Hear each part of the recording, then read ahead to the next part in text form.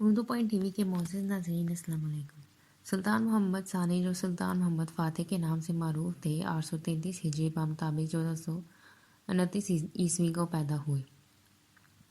آل عثمان کے سلسلہ سلاطین کے یہ 7ویں سلطان ہیں جنہوں نے فتح اور ابو الہرات کے لقب سے صحبت ملی۔ انہوں نے تقریباً 30 سال تک حکومت کی۔ ان کا دور حکومت مسلمانوں کے لیے خیر و فلاح اور عزت و جلال کا باعث ہوا۔ اپنے والد کے وصال کے بعد 16 محرم 855 ہجری مطابق وہ تخت سلطنت پر جلوہ افروز ہوئے۔ اس وقت ان کی عمر صرف 22 سال تھی۔ سلطان محمد فاتح بے مثال شخصیت کا حامل انسان تھا۔ اس میں قوت و عدل دونوں صفات بیک وقت جمع تھی۔ اسی طرح مختلف علوم و فنون میں وہ ہم عصروں پر سرکشی سے فوقیت رکھتا تھا۔ معزز ناظرین، آج کی ویڈیو میں ہم سلطان محمد فاتح اور فتح قسطنطنیہ کے بارے میں جانیں گے جس کی 1400 سال پہلے نبی کریم صلی اللہ علیہ وسلم نے کئی جگہوں پر پیشن گوئی کی تھی۔ سلطان محمد فاتح نے وہی پالیسی اختیار کی جو اس کے آباء و اجداد نے اختیار کی تھی۔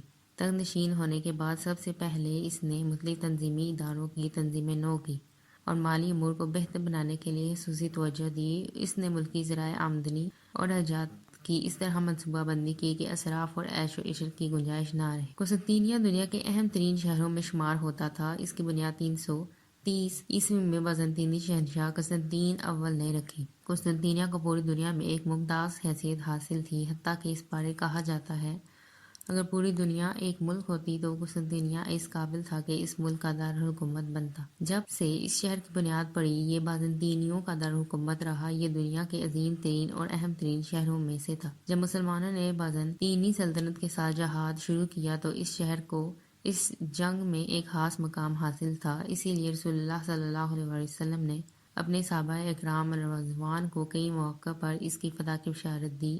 ان میں سے ایک موقع غزوہ خندق میں پیش آنے والا مشہور واقعہ ہے۔ اسی لیے حضرت امیر معاویہ رضی اللہ عنہ کے دور خلافت سے عساکر اسلامیہ کے ہاتھ اس کی طرف بڑھتے رہے۔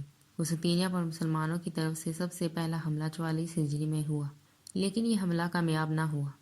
پھر امیر معاویہ نے دور خلافت میں کئی دوسرے حملے بھی ہوئے لیکن یہ سب ناکام رہے۔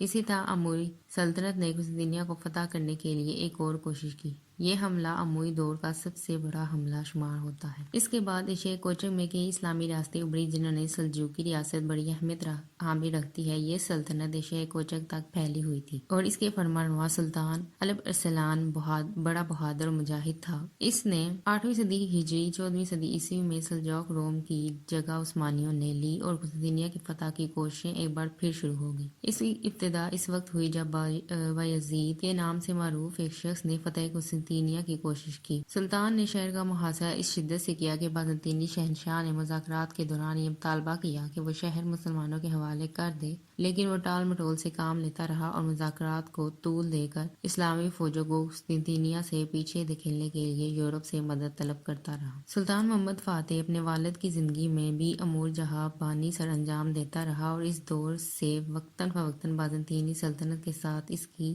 ٹکرائش جاری رہی اور ان تمام کوششوں سے واقف تھا جو فتح قسطنطنیہ کے سلسلے میں اس سے پہلے عثمانی خلیفہ کر چکے تھے، بلکہ وہ ان کوششوں سے بھی آگاہ تھا جو مختلف اسلامی ادوار میں کئی بار فتح قسطنطنیہ کے لیے کی جاتی تھی۔ اسی لیے جو ہی وہ سلطنت عثمانیہ کے تخت پر جلوہ افروز ہوئے تو فتح قسطنطنیہ کی تمنا اور اس کے لیے سوچ و بچار کرنے لگے۔ سلطان محمد فاتح نے قسطنطنیہ کو فتح کرنے کے لیے پوری طرف سے پلاننگ کی اور اس منصوبہ میں اپنی پوری کوشش صرف کر دی، حتیٰ کہ وہ لشکر فراہم ہوا جس کی تعداد تقریباً 4.5 ملین سپاہی تھی۔ یہ اس دور کے لحاظ سے مختلف اقوام کے لشکروں کی نسبت ایک بہت بڑا لشکر تھا۔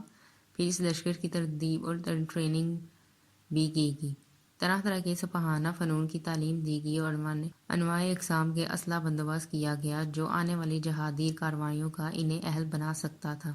اس ظاہری تیاری کے ساتھ ساتھ محمد فاتح نے سپاہیوں کی معاونی یعنی روحانی تربیت کا بھی خصوصی اہتمام کیا۔ ان میں جہاد فی سبیل اللہ کا جذبہ پیدا کیا اور انہیں بتایا کہ رسول اللہ صلی اللہ علیہ وسلم نے قسطنطنیہ کی فتح لشکر کی تعریف فرمائی ہے اور ہو سکتا ہے یہی لشکر آپ کا مقصود ہو۔ اس چیز نے ان کے روحانی قوت اور بے مثال بہادری کا جذبہ پیدا کر دیا۔ سلطان نے تنگ نائف باسفورس کے یورپی کنارے پر ایک بہت تنگ جگہ پر اس قلعے کے سامنے جس کی بنیاد سلطان بایزید کے عہد میں ایشیائی خشکی کے ٹکڑے پر رکھی گئی تھی، ایک قلعہ تعمیر کیا۔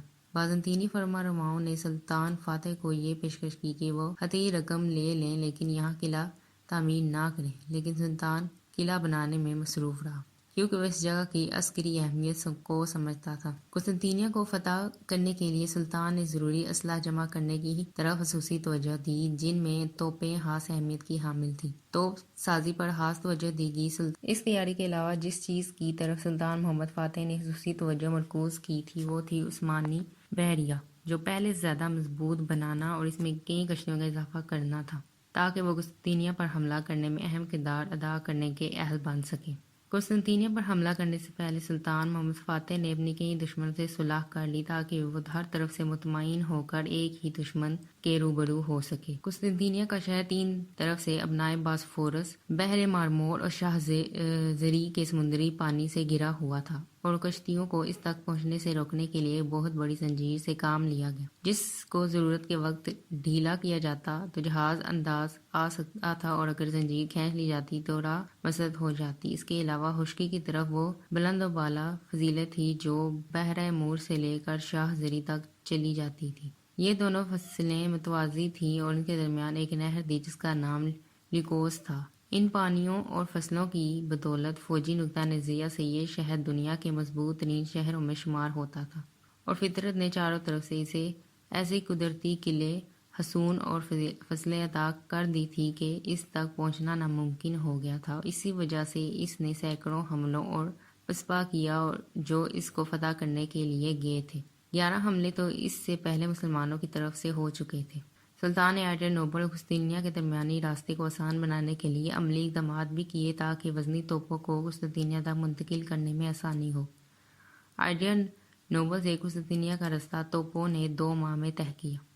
شہر کے قریب مناسب فاصلے پر ان توپوں کو کچھ سپاہ کی نگرانی میں چھوڑ دیا گیا، حتیٰ کہ عثمانی لشکر جس کی قیادت سلطان محمد فاتح خود کر رہے تھے، مناسب جمعرات 26 اپریل ربیع الاول 857 ہجری کو قسطنطنیہ کے قریب پہنچ گیا۔ فوج کو اکٹھا کیا گیا، کل تعداد 50,200 سپاہی تھی۔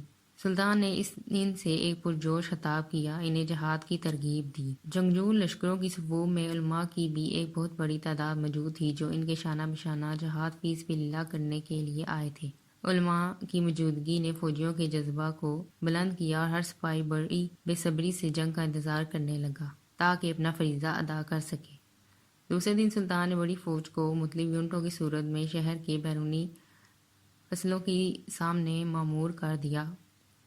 اس فوج کو 3 بڑی یونٹوں میں تقسیم کیا اور انہوں نے مختلف اطوار سے پوری شدت سے محاصرہ کر لیا۔ ایک لشکر ان 3 لشکروں کے پیچھے تھا جو کہ ضرورت کے وقت اس فوج کی مدد کے لیے تھا۔ بازنطینی نے قسطنطنیہ کو بچانے کے لیے اپنی تمام کوششیں داؤ پر لگا دیں، ان فوجوں کو ضلعوں میں تقسیم کیا اور قلعہ بندیوں کو مضبوط کر دیا۔ عثمانی حملہ آور نے شہر پر زوردار حملے کیے اور موت کی کچھ پروان کی۔ ان حملہ آوروں میں محمد فاتح کا نام سر فہرست ہے۔ بازنطینیوں نے شہر کے دفاع میں بڑی ثابت قدمی کا مظاہرہ کیا اور قسطنطین کی قیادت میں بڑی جرأتمندی کا ثبوت دیا۔ بازنطینی فرمانروان نے کوشش کی کہ وہ اپنے شہر اور اس کے شہریوں کو اس گرداب بلا سے نکالے، ہوا اس کے لیے اسے کتنی ہی بڑی قیمت کیوں نہ ادا کرنی پڑے۔ اس نے سلطان کو محاصرہ اٹھا لینے کے عوض مال و دولت، اطاعت اور کئی دوسری طرح کی پیشکش کی، لیکن سلطان محمد فاتح نے تمام پیشکشوں کو ٹھکرا دیا اور بازنطینی حکمرانوں سے پرزور مطالبہ کیا کہ وہ شہر اس کے حوالے کر دیں۔ سلطان نے وعدہ کیا کہ اگر قسطنطین اس شہر کو جنگ کیے بغیر مسلمانوں کے حوالے کرے گا تو مسلمان کسی شہری کو کچھ نہیں کہے گا۔ قسطنطینی اس کے مددگار مشرقی اور نصرانی سرداروں نے شہر میں ایک میٹنگ کی۔ شرکائے میٹنگ نے قسطنطین کو مشورہ دیا کہ وہ کسی طرح یہاں سے نکل جائے اور مسیحی قوموں اور یورپی ملکوں سے امداد طلب کرے۔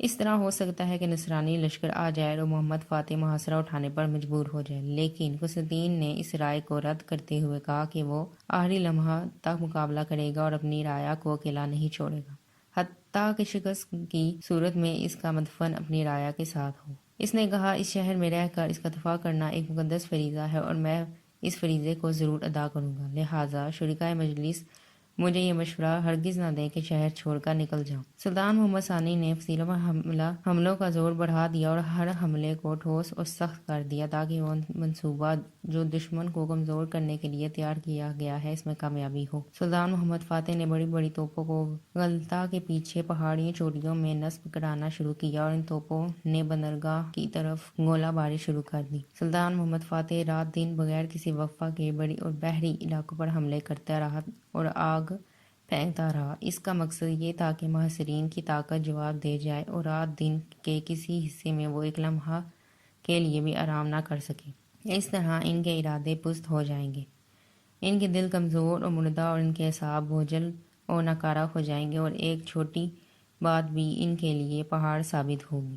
یہ ایک نفسیاتی جنگ تھی اور سلطان اس کی منصوبہ بندی کر کے اس کو عملی جامہ پہنا چکا تھا۔ شاہ قسطین نے مجبوراً دوبارہ مجلس سے مشاورت کی۔ ایک نصرانی سپہ سالار نے یہ تجویز پیش کی کہ عثمانیوں پر ایک سخت حملہ کیا جائے اور بیرونی دنیا تک پہنچنے کے لیے راستہ بنایا جائے۔ یہ مجلس مشاورت قائم تھی اور مطلوب تجویز پیش ہو رہی تھی کہ ایک فوجی بھاگتا ہوا اس کانفرنس میں آ گھسا اور شرکائے کانفرنس کو بتایا کہ عثمانیوں نے وادی لیکونیس پر بہت بڑا اور سخت ترین حملہ کر دیا ہے۔ رات گئے تک جنگ جاری رہی، بالآخر عثمانی فوج واپس چلی گئی۔ سلطان محمد فاتح اچانک حملے پر حملہ کرتا تھا اور ہر حملے میں نئی جنگی تکنیک، محاصرہ کا نیا انداز اور نفسیاتی جنگ کا ایک انوکھا طریقہ کام میں لاتا تھا۔ اس کی ہر جنگی چال پہلے سے مختلف ہوتی تھی جس کا دشمن کلی طور پر ناواقف ہوتا۔ شہر میں گھسنے کے لیے عثمانیوں نے ایک نیا طریقہ اختیار کیا اور وہ یہ لکڑی کے تختوں سے ایک بہت بڑی بلند چلتا پھرتا قلعہ بنایا۔ اس موبائل قلعہ کی 3 منزلیں تھیں۔ یہ مصنوعی قلعہ شہر کی سیلوں سے زیادہ اونچا تھا۔ اس قلعہ کو زرو اور گیلے چمڑے کا لباس پہنا دیا گیا تاکہ آگ اثر نہ کرے۔ ہر منزل میں آدمی بٹھا دیے گئے اور اوپر والی منزل میں تیر انداز تھے جو ہر اس شخص کو نشانہ بناتے جو فصیل سے سر نکالتا تھا۔ جب عثمانی اس قلعہ کو لے کر آگے بڑھے تو شہر کا دفاع کرنے والوں نے دلوں پر رعب چھا گیا۔ مسلمان اپنے متحرک قلعے کو باب رومانسوں کی فصیل کے قریب لائے۔ شاہ قسطین بذات آگے بڑھا اور اس کے ساتھ اس کے سپہ سالار بھی تھے تاکہ وہ اس متحرک قلعے کی راہ روکیں اور اسے فصیل سے پیچھے دھکیلنے کی سبیل کریں۔ عثمانی اسے فصیلوں تک لے آنے میں کامیاب ہو گئے۔ عثمانی مایوس نہ ہوئے اور کوشش کرتے رہے۔ فاتح جو اس واقعہ کو اپنی آنکھوں سے دیکھ رہا تھا کہنے لگا، کل ہم اسے 4 متحرک قلعے اور بنائیں گے۔ محاصرہ طول پکڑ گیا اور اس سے سختی بڑھتی گئی حتیٰ کہ بازنطینی تھک ہار گئے۔ 24 مئی کو سردان شہر نے شاہی محل میں میٹنگ کی جس میں قسطنطین بذات خود شریک ہوئے۔ میٹنگ میں شریک سب لوگ افق یا یاس فتنوت کے چھائے ہوئے بادل دیکھ رہے تھے۔ اسی وجہ سے بعض لوگوں نے بادشاہ کی خدمت میں تجویز پیش کی کہ وہ شہر فتح ہونے سے پہلے نکل جائیں، لیکن بادشاہ نے دوبارہ اس کی تجویز کو رد کر دیا، شہر میں رہنے کے عزم کا اظہار کیا اور کہا کہ وہ آخری لمحے تک اپنی رعایا کے ساتھ رہے گا۔ میٹنگ ختم ہوئی تو بادشاہ محل سے باہر آیا اور فصیلے اور قلعہ بندیوں کا معائنہ کرنے لگا۔ محمد فاتح کو اس بات کا یقین کامل ہو چکا تھا کہ شہر فتح ہونے کو ہے، لیکن وہ چاہتا تھا کہ خون ریزی نہ ہو، اس لیے اس نے شہر میں امن و سلامتی سے داخلے کی کوشش کی۔ بادشاہ کے نام ایک خط تحریر کیا اور اس سے خون ریزی کے بغیر شہر عثمانیوں کے حوالے کرنے کی ترغیب دی اور اس بات کی یقین دہانی کروائی کہ وہ خود اس کے اہل خانہ، عوام، نصران تمام لوگ جہاں چاہیں گے امن کے ساتھ جا سکیں گے۔ شہر میں کسی قسم کی خون ریزی نہیں کی جائے گی، کسی کو تکلیف نہیں دی جائے گی۔ سلطان محمد فاتح نے شورائے مجلس کا اہتمام کیا جس میں مشیر، سپہ سالار فوج اور علماء مشیر سب شریک ہوئے۔ سلطان